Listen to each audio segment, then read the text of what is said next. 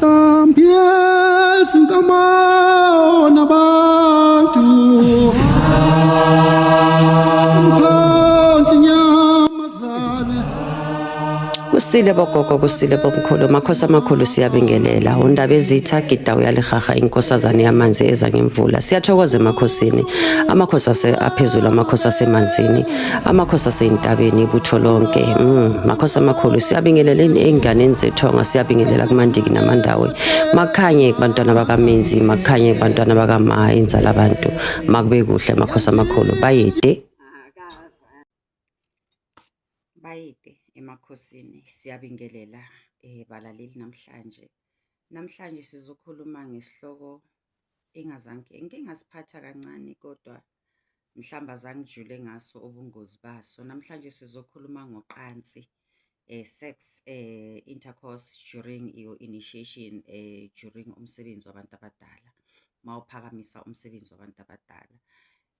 Mawusuqalile uphakamisa umsebenzi wabantu abadala, regardless ukuthi uyenza iladi leley'thunywa, regardless ukuthi uyenza amakhosi, regardless ukuthi uyenza isipulane namalobho or ihosana or umnguni nomndawo noma umuphi umsebenzi wabantu abadala, ucansi alufuneki, kumele uzile. Ucansi alifuneki futhi mawuhamba uya entabeni, mawuzazi ukuthi uzoya entabeni uzila for 7 days, not less than 5 days. It's either 5 days or 7 days. Izinto zikamoya zihamba ngabo 3 days, 5 days, 7 days. However, 3 days incane ukuthi uzile for ukuya emanzini, ngoba emanzini kuhlala amakhosi. 3 days incane ukuthi uzile mawuya entabeni, ngoba entabeni kuhlala amakhosi. So mawuya entabeni uzila at least 5 to 7 days. Mawuya emanzini 5 to 7 days ukuzila ucansi. Mawuthatha igobongo, mawushaya igobongo, either uziphakamisela lona ekhaya or uyamiselwa lona igobongo. Ucansi alifuneki mawushaya amagobongo. Mawushaya amagobongo kunokuvuleka i-chakra le esiyibiza ukuthi it's a root chakra. I mean uxolo, a base chakra. I-base chakra kula kuhlala khona amandawo. So mayiphakama kanjalo uzozibona ngathi uba nemizwa, ngathi uba nenkanuko. Akunandaba kusuke kuklineka lesibeletho sakho noma la kublada yakho mawumuntu wesilisa. So vele nje abantu abaningi mababuya emanzini noma badla amagobongo baba nemizwa. Imizwa iyaphakama ngoba emanzini kuhlala amandawo, noma ushaya igobongo sokuphakama amandawo, noma uthatha umsebenzi wabantu abadala uqala ukuphakamisa usuke kuphakama amandawo. So the base chakra kuhlala amandawo khona, kula sikulapha khona ukuthi ukhona ukuthi i-third eye yakho ivuleke. Inkinga ila ku-base chakra, kula kuba khona umuntu makona bamjaja nge-base chakra yakhe. So i-base chakra iyingozi mawuyifaka ekhanda, mawuyifaka engcondweni, ngoba ingakuyekelisa kwayintwaso, ubone intwaso, ukuthwasa kwakho ukuthi uchubeke sokuba nzima because of imizwa yakho seyiphakeme. Ngoba the more sikuphakamisela amagobongo noma sikumisela amagobongo, umndawo wakho uyaphakama, and umndawo mawuphakama kula uzoba nenkanuko yokuthi uhave i-sex noma ucansi khona.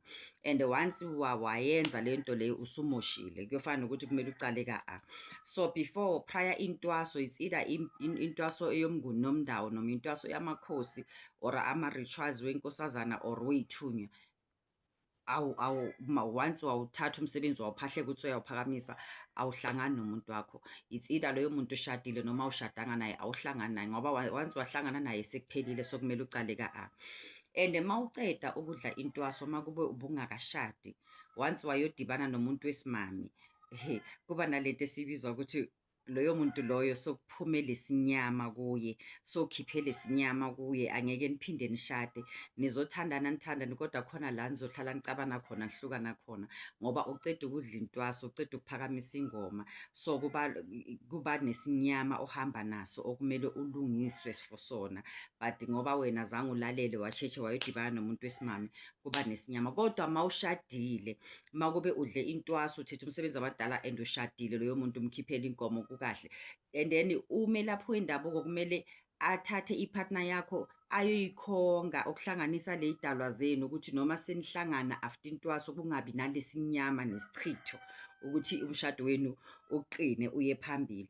Kodwa uma unentombi, uma kube uney'ntombi awukakagani, wazi ukuthi loyo muntu oyohlangana naye uqala, oyohlangana naye after intwaso, they are highly 90% to 99% kungenzeka ukuthi ngicabane future. So kubalulekile ukuthi uzihloniphe uma usentwaseni noma uphakamisa umsebenzi wabantu abadala. Angeke uchite uthi wena amabhaca ezindlela uya emsebenzini kanti awuye emsebenzini uyohlangana nomuntu wesilisa, into zakho angeke ziphakame, ezabanye abantu ziyophakama zisebenze kahle, wena uloku umangala ukuthi bathe isithunywa asiphakami, isithunywa sakho asiphakami, umnguni wakho awuphakami, inhlolo awuziboni. It's because wena you are not honest. Ngoba abantu bamanje mabeza entwasweni beza basebenza, so mabeza basebenza banokuhlangabeza amabhaca ezindlela. Omunye makube omunye usesikolweni uhlangabeza amabhaca ezindlela, mhlawumbe usetishara usevazithi, Friday Saturday Sunday ula endlini, Monday ubuyele esikolweni, mhlawumbe usebenza kude nala idlozi liku-appointele khona ukuthi umelaphi wendabuko abe nawe. So uba Friday Saturday Sunday ulana, Monday uba le ngasemsebenzini, bese abanye bacale bachite khona lapho. Ngoba ungangishitela mina ngomelaphi wendabuko, kodwa idlozi lakho angeke ulichitele, umenzi wako konke umdalo wezulu nomhlaba angeke umchitele. Once wakwenza lokho ukuthi uyenza ama-sexual intercourse during your initiation, akusahambi kahle, kuyafana nokuthi usukhaphe abanye uyo-actor wena kuze kundlule. And futhi kunobungozi okuba khona ngoba prior masilindela before intwaso yakho, siye siwabuza amathwaso ukuthi liba khona na ithwasa elikade lihlangana nomuntu wesilisa la, ngoba kungenzeka abathwasa amaningi ayafa during ama-initiation intwaso, amathwasa amaningi ayafa during intwaso, bese ebomndeni bablame ugobela, abomndeni sebablame ugobela, ithwasa lifihlile ukuthi lona zange layiphatha kahle, or abanye bayagula intwasa ingahambi kahle, noma abanye kwenzakale lokhu, and manje sebablame wena ugobela ukuthi wena awumlungiselanga kahle umntanethu, kuyashoda lokhu, umuntu akhohlwe ukuthi yena ngalesikhathi bokumele azile enze umsebenzi wabantu abadala abekade acontrolwa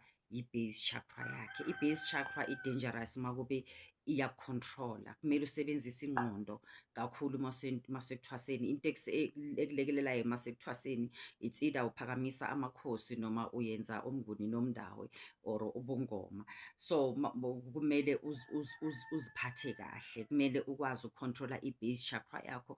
Into kumele uyisebenzise i-heart chakra yakho, kumele uyisebenzise, your throat chakra yakho kumele isebenze kahle, your crown chakra yakho kumele isebenze kahle, your third eye kumele isebenze kahle, ngoba nenhliziyo yakho uhlanganise nazo lezi zinto lezi ukuthi into zakho zizohamba kahle nezinto zakho zikamoya zizohamba kahle. But once wathatha imizwa wayifaka la enhliziyweni nasengcondweni, angeke ucede intwaso yakho. So baningi abantu bathi mabaceda ukuthwasa bayodibana nabantu babo ababathandayo, but bamangale ngathi kuba yisinyama. Yebo, it's because beningakakhongwa. Uma uceda ukuthwasa wahlangana nomuntu wesilisa noma wesimame ningakakhongwa, kuba yisinyama, loyo muntu loyo i-relationship izophela noma ungayifosta kanjani, ngoba usumfakele isinyama, idlozi seza isinyama kuloyo muntu. Uma uceda ukudla intwaso noma uceda ukwenza ama-rituals wamakhosi noma lawa asemanzini, ithunya, yonke into, uma uphakamise nje intwaso wenza ama-rituals, kumele lo muntu othandana naye umshade kucala, bese lo melaphi wendabulo anikhonge.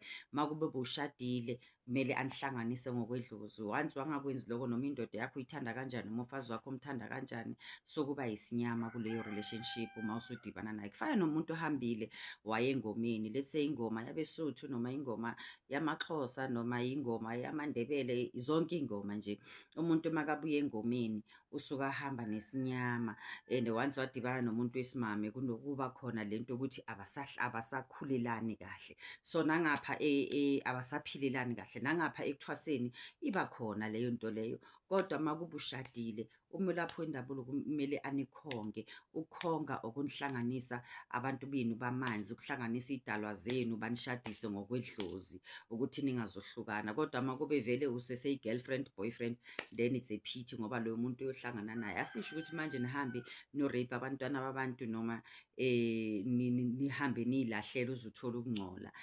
But note ukuthi vele uma uyinyanga kumele uziphathe kahle ngoba awusophethe isigodlo sabantu abadala, uhamba nabantu abadala.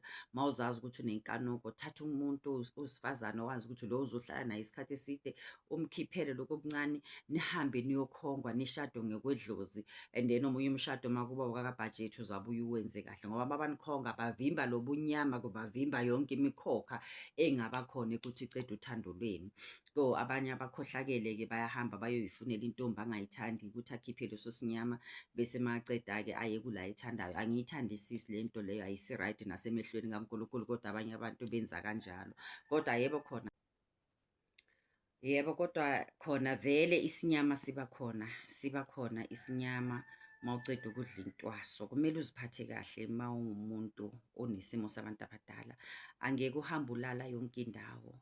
Uthatha lo bukhosi bakho, uthatha amandla wakho, uloku uyakutshala la ngaphandle, utshala kulabantu. Enye into, ubheke wena muntu wesifazane, mawusuphakamisile amakhosi, sengisey'nganeni zamakhosi, lo muntu odibene naye lo wesilisa uvele abe successful, abe a-progress-e nje, into zakhe zivuleke, into zakhe zenzeni. Yilo bukhosi obukuwe abasuke bamupha kona ngoba sekangene kule thempeli yakini, usengene la emsamo wakini, wathatha wadonsa le y'nhlanhla zakho, uyathebula phela. Uma uloku have sex, umuntu uthebula le y'nhlanhla zakho, uyazidonsa le y'nhlanhla zakho. Umbheke i-life yakhe, i-progress yakhe izoba yinhle kanjani, wena yakho iloku ihamba kancane. Bese umuntu wakhona akhohlwe ukuthi le y'nhlanhla uyithatha kuwe, ahamba ayoyidla ngamantombazana or akuyeke ayoshada omunye umfazi, akhohlwe ukuthi le position entsha uyithole because of wena. Le business ayicalayo uyithole because of wena. So nani abantu besimame, ningaphisani ngey'nhlanhla zenu through sex, ibani stingy ngey'nhlanhla zenu. Umuntu makafuna inhlanhla yakho makaye ekhaya ayokucela kahle, nishade, bese nikumelaphi wendabuko akukhonge kahle, wazi ukuthi whatever le nhlanhla ithebula kuwe everyday manihlangana ngokwecansi, at least ibuya endlini ngoba usuke awumyeni wakho.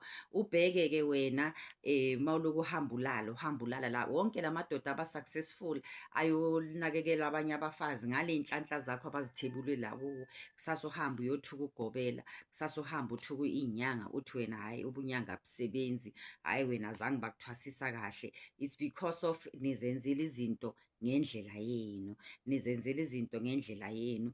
Ubufazi bakho kumele ubuhloniphe, ubufazi bakho nobudoda bakho kumele ubuhloniphe, especially uma unesimo sabantu abadala, ngoba vele umsamo wakho yiyo i-base chakra, umsamo kula kuhlala ikhona iy'dalwa zakho. I-crown chakra yakho la phezulu izulu lakho, uya-understand? So inhliziyo yiyo eba in between izulu lakho ne-base chakra yakho. Wathatha i-base chakra yakho yahlala kakhulu la enhlizweni, angeke uphumelele esimeni sakho sobunyanga. Uyayibona into enjalo, angeke uphumelele. Thanda kodwa uzikhumbule ukuthi wena we are no longer umuntu, unkosikazi yomuntu kuphela, so umama wezwe. You-understand why ngisho kanjalo? Angeke uthi wena kumele uyazi ukuthi kumele uye entabeni or uye emanzini, uthi wena hayi angeke ngikhona ukuzila 7 days ngoba indoda yami izongilahla, angeke ngikhona ukwenza lokhu ngoba indoda yami izongilahla. Kumele uthathe umsebenzi wakho ubeke phambili and trust ama-ancestors wakho kanye noNkulunkulu ukuthi bakusize. That's why kumele banikhonge ngoba uma banikhongile ingelosi zenu mazikhona ukusebenzisana, kwayona le ndoda iyakhona ukuzibamba ngoba iy'dalwa zakhe ziyakhona ukukhuluma naye ukuthi hlonipha unkosikazi wakho manje, kumele azile, kumele amikse abantu emanzini, kumele amikse abantu entabeni, kumele enze intwaso ngoba noma uyothwasisa umuntu angeke uvuke namhlanje ulele nendoda kusasa yintwaso ugobela bese maceda uyothwasisa umuntu uzitshela ukuthi loyo muntu uzomnika ubukhosi. Angeke uthi uyinyanga yamakhosi uloku uhlangana nomuntu embhedeni, awuzili wena, awenzi lutho noma angeke ayisebenzi leyo nto leyo. Usuke nje maybe wazigcina unalawo mandla, but manje abantu noma ubuyenzani ubamikisane akusalungi lutho, especially uma uyinyanga ephiwe ubukhosi basemanzini. Hawu ngiyakuzwela ngoba vele nje hawo bathi bani uMary Magdalene, hhayi khona kuyoma Ngoba esikhathini esiningi uhlala uzilile. Mawunamakhosi umuntu wesimame uhlala uzilile. Uyakhona ukuzila more than 2 months, uyakhona ukuzila more than 3 months, uyakhona ukuzila more than 5 months sometimes makube kune-task abakunike yona abantu abadala noNkulunkulu ukuthi kumele uyenze uze uyicede. Kodwa khona ku-right ukuthi ube no-partner ozokhunga naye ukuthi nawe mase kufika leso sikhathi ngoba uwumuntu wasemhlabeni ukhona ukuthi udibane naye. That's why abafazi abaningi basesimeni samakhosi baba sesithenjini ngoba mawungabheka wonke amakhosi ebekade akhona, oDavide, oSamsoni, oJoshua, o-Abraham, abobani bebanabafazi abaningi because of bebasesithembini, because bayazi ukuthi mawunamakhosi kuba nesikhathi sokuzila. Uma kube umuntu wesilisa abanye abafazi bakhona ukukunakekela makamenzi angasondeli phambi kwakho, nawe uma umuntu wesifazane uyazi ukuthi mawusekuzileni ubaba okuphi. Kodwa ngikho lapho namhlanje, kodwa ngiyasho ukuthi ukuziphatha kahle kubalulekile mawunedlozi bayede. Bayede.